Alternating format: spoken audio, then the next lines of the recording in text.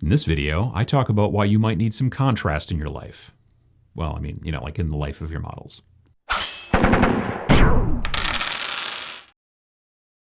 So there's a lot of people out there that will tell you that the way to make your models really stand out, and frequently they will use the term pop, if you really want to make your models pop, the way to do it is to use contrast.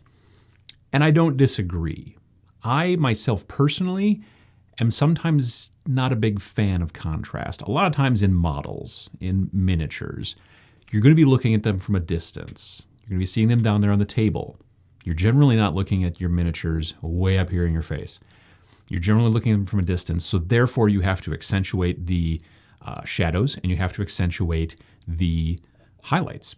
If you've ever watched any kind of live theater, specifically community live theater, and then afterwards, the people who were in the play come out and talk to you like right away, because maybe you're family members or whatever the deal is, and you see them close up with that crazy theater makeup, you're like, what the hell? It's because that makeup has to play to the people in the back row. It's a distance thing. Same sometimes with models. You want them to look like this. And if you take a model and you paint it very subtly, kind of like I like to do, and make it very, very subtle and blends and all this stuff and a lot of washes and all this jazz, and then you look at it from a distance, it just looks like it's all one color. So contrast, if you want to go down that road, is important. And there's a bunch of different types of contrasts. I'm going to try to hit on a bunch of them that I can remember before I have to look at my notes. So one of the biggest contrasts is light and dark, obviously. If you have a dark, dark, shadowy area, and then right next to it a light highlight area, like in the folds of a cloak, that causes the cloak to pop in the parlance of the day. So yeah, I mean, that's a thing that you can do in nearly any situation with nearly any kind of model. That kind of thing, the dark versus light contrast, that's one of the best known contrasts out there. However, there are other contrasts. You can contrast between colors. Generally, if you look at a color wheel, let's say like this color wheel right here, you'll notice that certain colors on the color wheel are across from each other. Those are known as complementary colors. Yellow is the opposite of purple, blue is the opposite of orange, red is the opposite of green. So when you make a model that has both of those colors in it, as that contrast has a tendency to kind of, again, cause your model to pop, which, I mean, if your model actually popped, you'd have parts all over the place. You wouldn't want that, would you? No, you wouldn't.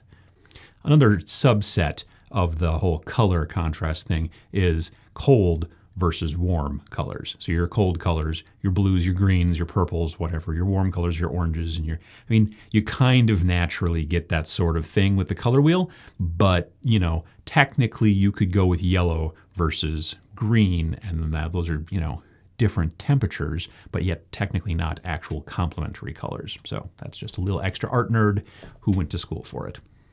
Now, though I don't do a lot with the contrast, I do, as I've said, I do frequently like to work with color contrast. Specifically, if you've got a blue model, like a specifically mostly kind of blue, cool colored model, then you generally want the base, if you can, to be a warm color because it has a tendency to bring them off the base a little bit more. You don't want them to blend into the base in too many situations, unless they're actually like, a camouflage model or something like that. Then it makes more sense.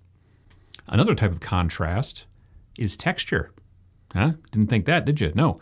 Texture. So you might have something on your model that's very, very smooth, a half-naked elfin lady or whatever, and she's standing on a rusted car hood, which is all bumpy and rusty. So you've got that kind of contrast between the smooth and the round, and maybe the angular and the textured, bumpy, whatever you want to call it.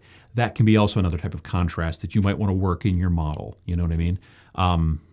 That kind of thing is sometimes important when you're also looking at the difference between gloss and matte. When you've put effects on your model, when I paint Nurgle guys, I go over them with my beloved dull coat and get them all flat, and then I sometimes like to go in with a little bit of ard coat, a little bit of gloss varnish, and paint it on over the guts and the icky parts to make them look like they're still wet, and then you get that nice contrast.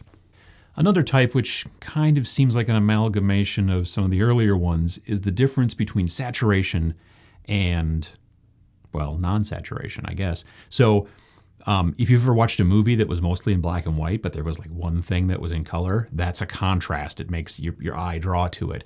If you make a model that is predominantly very, very muted colors, but there's one thing that's happening in that model that's very bright, that's a contrast, and it draws the eye. All these different things are the tricks that pro painters use just off the top of their head. This is standard operating procedure to them. To you and I, we think of the pro painters as just these people who really can move a brush well. You know what I mean? But it's so much more than that. So looking into the contrast, if you're building, if you're just trying to paint an army, well, maybe you thought about that at the beginning, maybe you didn't. But if you're going through and doing specific characters, or even trying like one of your first display pieces, looking at contrast can be incredibly important, when you can sit there and go, yep, if I do this, that's going to make this part really kind of pop, again with the popping, and it really draw the eye. And that's what I want to do in this particular situation. So look into contrast, maybe read up a little bit about it, figure out that whole, color wheel thing, and start trying to do something contrasty.